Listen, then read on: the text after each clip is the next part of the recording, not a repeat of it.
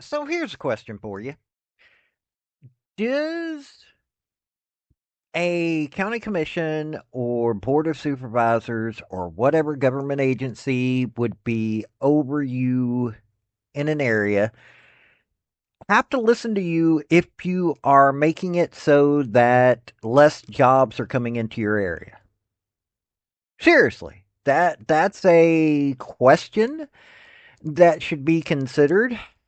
Recently in Virginia, in the Goochland County, yes, that is an actual name of a county. Goochland County. Gooch was a governor of this state. I think he was a royal governor.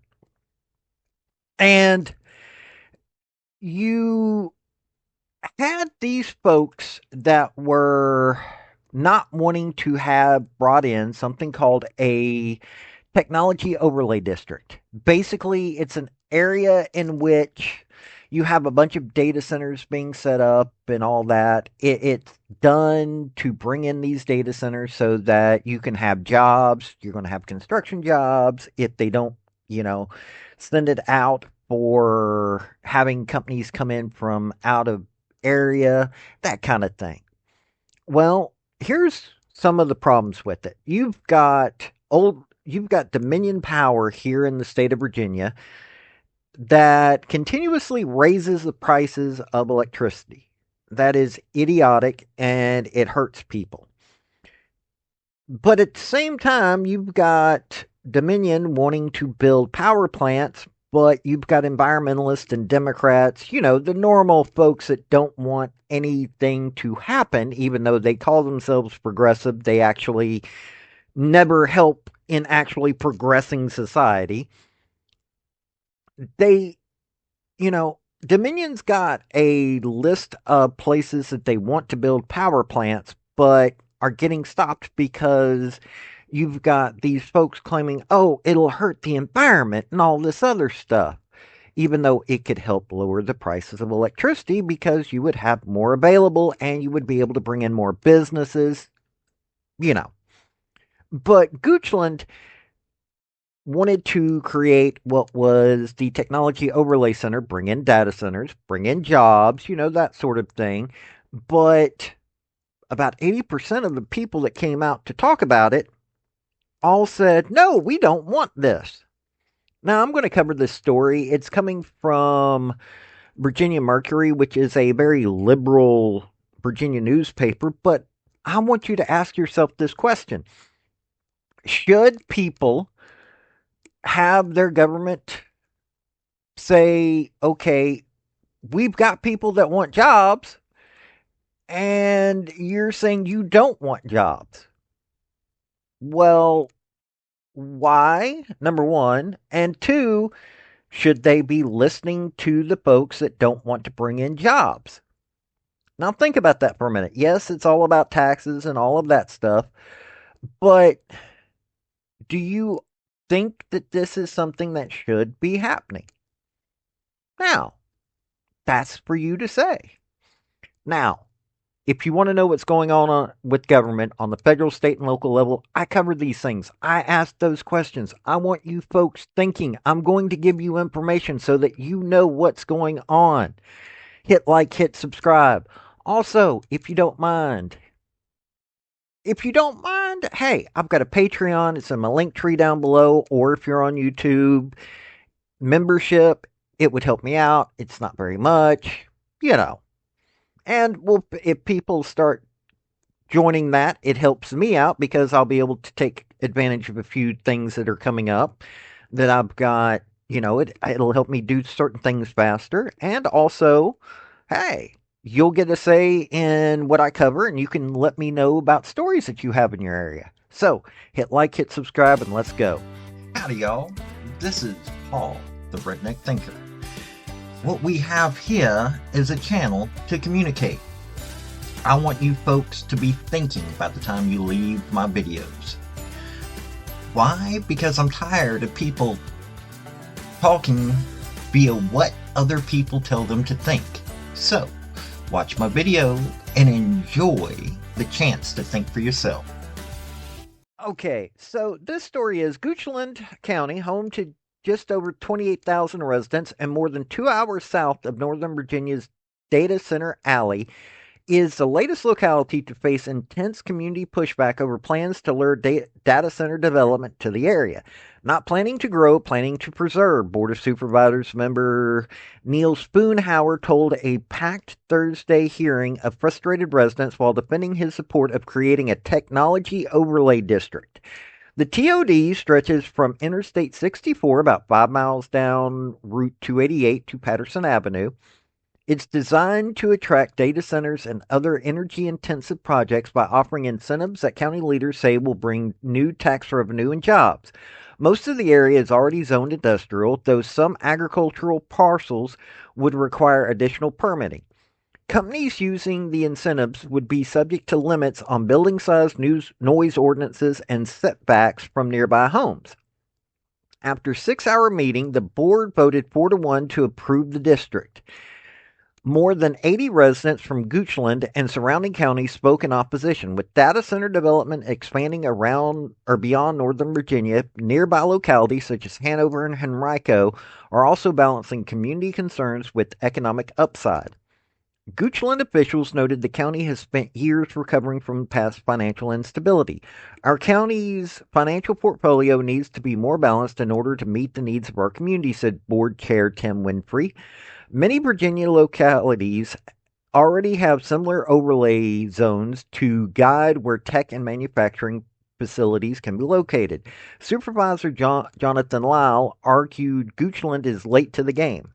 If you want economic development and technology is where development is happening, what can we do to be more prominent and visible for technology companies? So a technology overlay district was seen as a tool, not the tool, but a tool that would help us attract more industry, Lyle said. Several changes were made to the original proposal, and Lyle unsuccessfully pushed for a 1-year delay to address community concerns and study potential impacts. His motion failed to receive a second.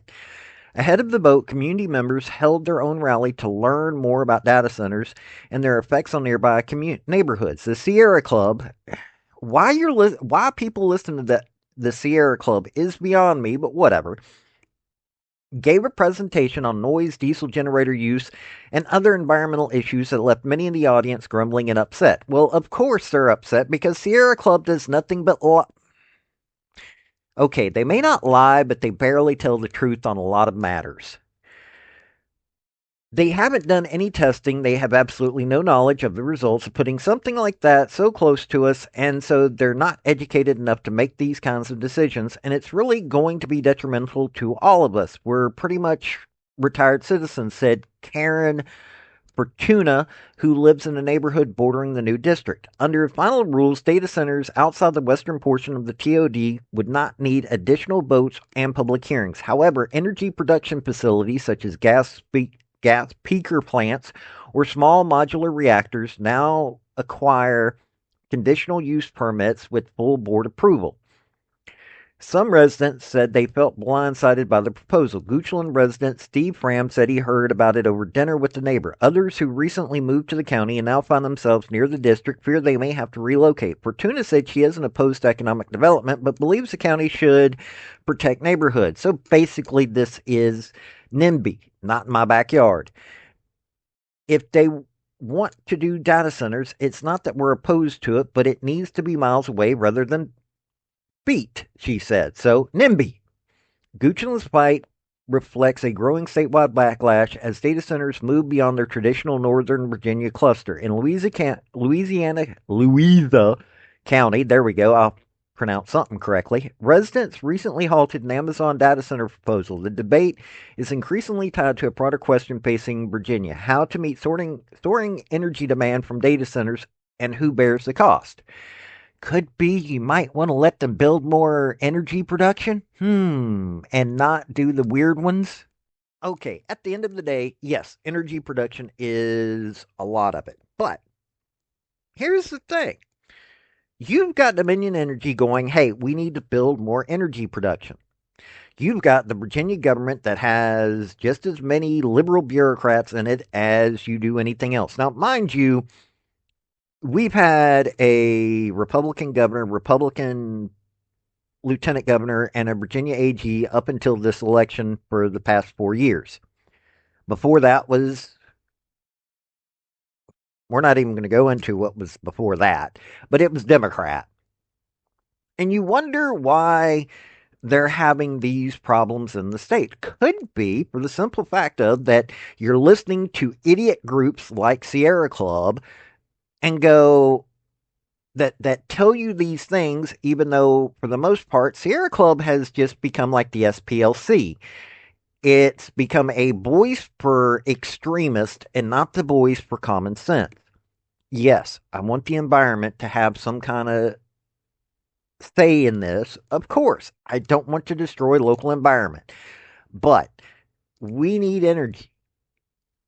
End of story. If we stop building energy production in this country, and no, utility size solar panel energy production will never work. And wind farms, hey, you keep claiming, oh, wind farms will help.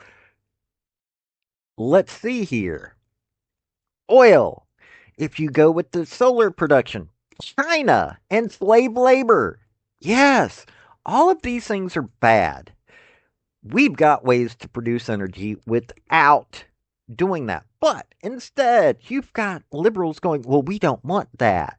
And so they're fighting against energy production that could actually bring down the cost. Now, Dominion Energy, I've got a problem with Dominion Energy anyway, but they say that they've got ways to start lowering the prices. Okay, good. Let's start seeing that. Seriously, in the state of Virginia, you need to start seeing that because Dominion Energy hasn't been lowering the price. So instead of fighting more energy production from valid sources, not slave labor, and, well, I don't mind the wind so much, but oh yeah, it kills animals and stuff. They start leaking, then all of a sudden you've got petroleum all over the ground. The solar goes in, destroys the ground underneath of it, so it no longer is going to be able to be used for agriculture once you realize that the solar was a pipe dream that doesn't work. But you've got the ability to produce energy, but you don't want to do it. Number two, jobs. People want jobs. Some people do. You've got the 42 million that stay on welfare and never leave welfare. And then there's the simple fact of that if you've got more money coming in, maybe it's time that we start going, hey, let's educate our people to actually do the jobs of the future. So instead of just having basic education, you're actually educating high school students in how to computer program.